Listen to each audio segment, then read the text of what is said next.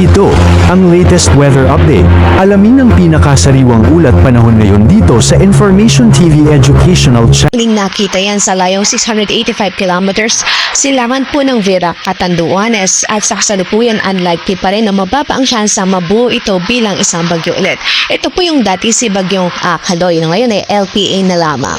Sa kasalukuyan wala rin po itong epekto sa anong bahagi na ating kalupaan. Makikita nga po natin may kalayuan yan sa landmass natin, although nasa loob siya ng par, wala po siyang direktang epekto sa atin in terms of mga pagulan or kahit sa hangin.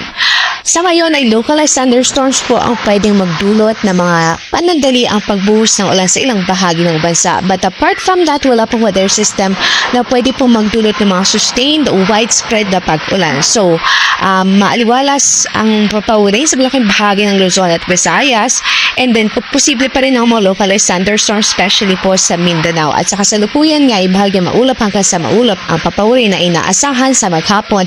At dahil dyan mainit at mailisahang panahon pa rin ang pwede pong maranasan na ating mga kababayan sa malaking bahagi ng ating kapuluan.